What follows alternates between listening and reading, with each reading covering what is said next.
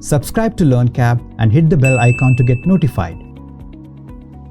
Hello friends, today we are going to talk about cost and management audit. Okay, in this session we are going to talk about the definitions, some of the key definitions and how cost audit evolved in India. Okay, so when we talk about definitions, okay, so how the cost accounting is defined.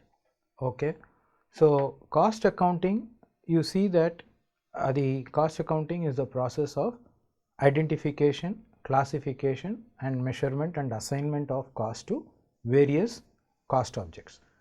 So what is cost? Cost is generally an expense. Okay, so whenever any product is manufactured or a service is rendered, okay, we generally incur an expense. Okay, any expense when it is incurred, okay, when we are finding out the cost of that particular object, okay, we need to identify what are the expenses which are being incurred. We have to classify them in a proper manner, okay, and then we have to see how it can be measured, those cost or expenses, and then we have to see that how the cost is assigned to a particular object, because in a factory we may be producing or several objects, or we may be rendering, if it is a service industry, we may be rendering several services. So we have to see that what cost has been directly related to that particular object, or if it is not related, how we need to assign them, or in what basis or what proportion we need to assign them to that particular cost object. So it is again cost accounting. When we say it is not only ascertaining the current cost, okay, we have to ascertain the past cost also and also the future cost, because then only the management will be able to take a proper decision. We will see how management how cost is very useful in terms of industries when it comes to decision making. Today in a competitive world, we know that cost is very much relevant, because the margin what any industry earns are very minimum because of the competition across. So you cannot have the flexibility in terms of changing the selling prices. So if you know what are the cost which is being incurred in terms of a particular object, okay, what is being manufactured, then you can find out where you can control the cost. Okay, when we control the cost, definitely your margin improves and thereby the profitability for the company. So it becomes a management tool for decision making. Okay. Then again in terms of scarce resources, okay, how we can optimize the utilization of the scarce resources. Say for an industry, let us say that labor is very scarce in that industry.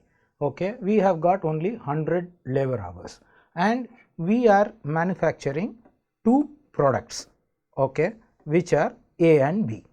Okay, now we know that the cost for manufacturing A and we know what is the cost being manufactured for B. Okay, so we know what is the margin earned in terms of product A and in terms of product B. Okay, so whichever yields a better margin, we know that this scarce resource, which is labor hours, okay, we need to allocate to that particular product first, because that will earn us a better profitability. So utilization of scarce resources, okay, in terms of allocating it to different products is also a part of the cost accounting. Now let us go into the definitions of cost audit.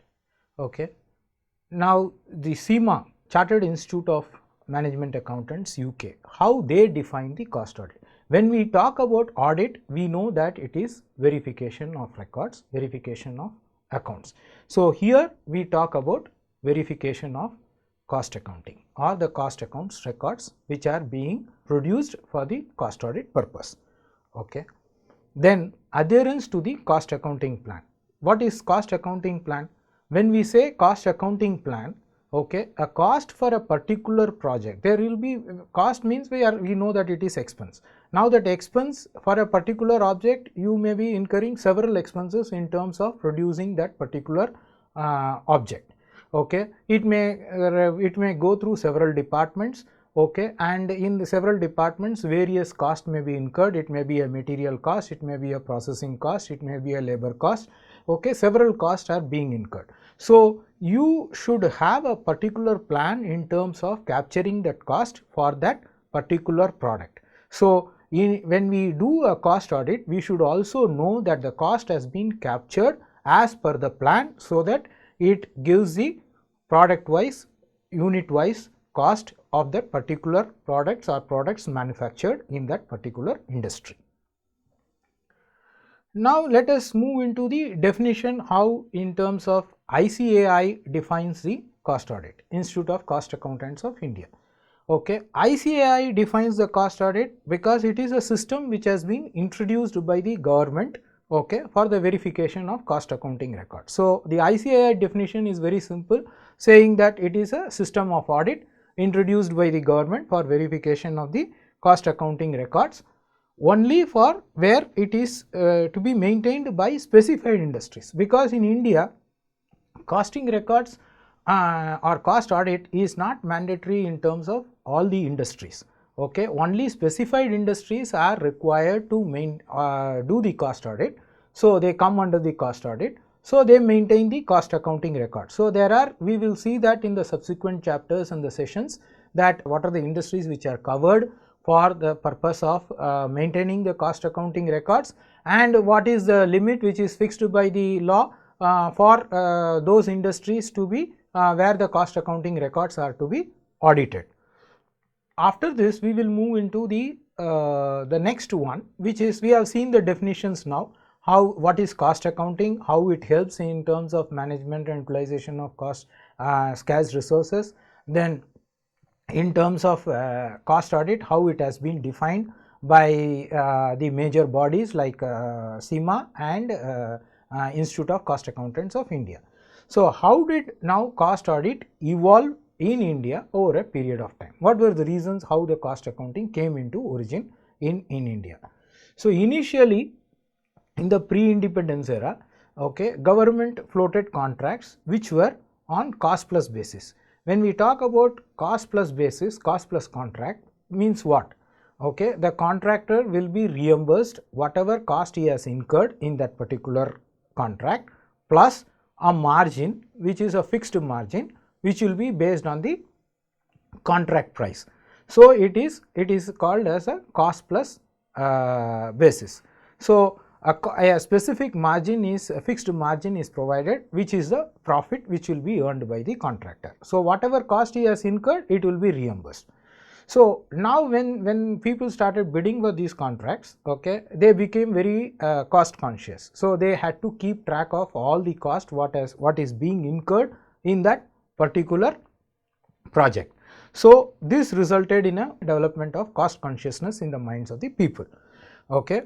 Again in the 50s there were some scams, okay, in the Dalmia group of companies, okay, wherein just like how the scam goes on even now, those days also there were some scams, okay. So there were various committees which were appointed by the government to study and find out what are the reasons and what is the recommendation.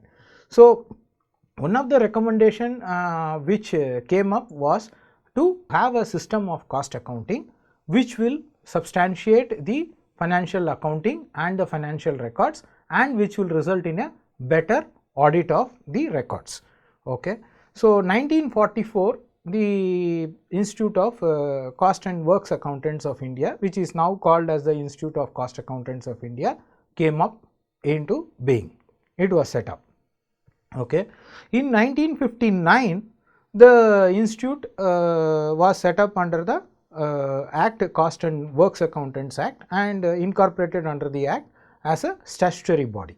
So then the cost audit under the Companies Act 1956, okay, was listed, and under the 233 section 233B the cost audit was covered. So initially the 44 industries were covered. First, before that, even before that, there were several cost accounting rules which were made mandatory for specific kinds of industries.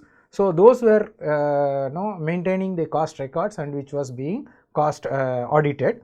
Okay. Subsequently, more and more industries got added up, and 44 industries, and subsequently also there were industries which got added up before the enactment of the Companies Act 2013. Let us see what are all the industries which were initially covered. Okay. Before that, many industries got covered in the cost audit, basically in 2011. Okay. So, before that, what has happened in 2008, there was a expert group which was constituted by the government to study the existing cost audit mechanism. Okay. They came up with a report which was submitted in 2009, and then the mandatory cost audit was introduced in manufacturing, mining and processing industries, and the government also set up a threshold turnover and net worth limit for the industries which are coming under the cost audit. So, if you see, initially only where the mandatory cost audit rules were there, only those industries were being covered under the cost audit. So, the notification by the MCA came up in May and June 2011. We will see those industries what are generally being covered, how they have differentiated into two tables, and what are all the industries covered under that, and what is the threshold and the turnover limit in terms of which they were getting covered under the cost audit. So, two cost audit. So, the major rule in terms of this cost audit came up in 2011. Before that, there were compulsory cost audit rules which were only for specific industries. So, in 2011, there was a major shift which resulted in more industries getting added up in terms of this cost audit, and where the threshold and the turnover limit in terms of net worth and the turnover limit was specified by the government of India. So, let us see the first category. Okay, the first category is category A.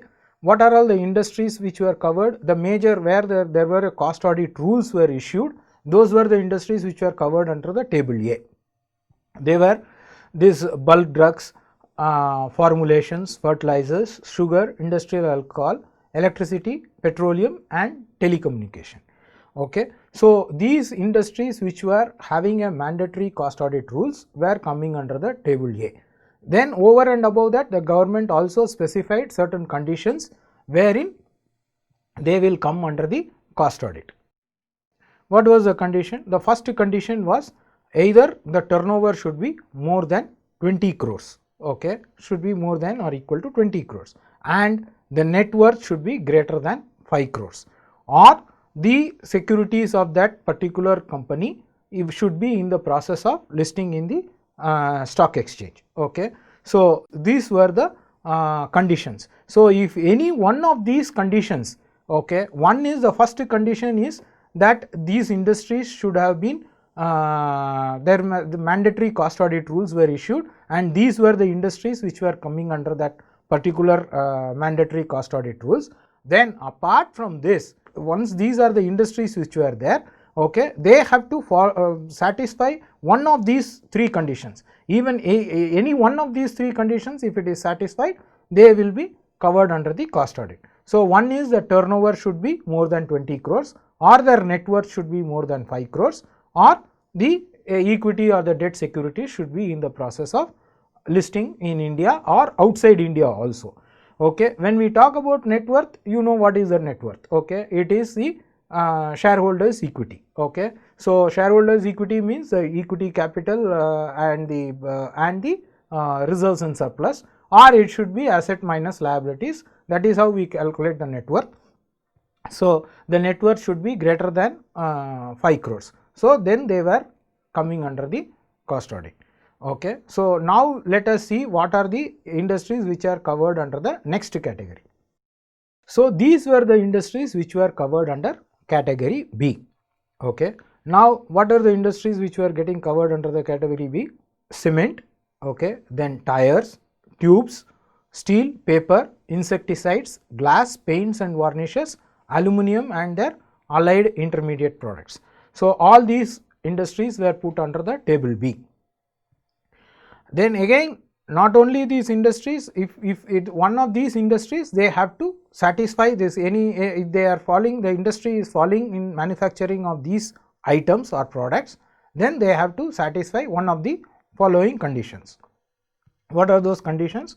The turnover should be more than 100 crores, okay, or the company's equity or debt security should be in the process of listing in India or outside India. So, here there was no net worth conditions, okay, only the turnover condition and the listing condition. So, either one of these conditions, if it is satisfied, and if the industry is engaged in the manufacture of these items, then they were covered under the cost audit. So, subsequently after this 2011 also, in December 2011 and again in 2012 January or sometime, also there were various amendments which were there in terms of these industries in terms of that rule, and so more industries got added in terms of those tables, and before the enactment of the Companies Act 2013, okay, wherein the cost audit and record rules 2014 came into picture. So, that we will see what are the industries after the enactment of Companies Act 2013 under the cost audit and record rules 2014, what are the industries covered and what are the threshold limits. We will see that in the subsequent session. Okay, thank you very much. Subscribe to LearnCab and hit the bell icon to get notified.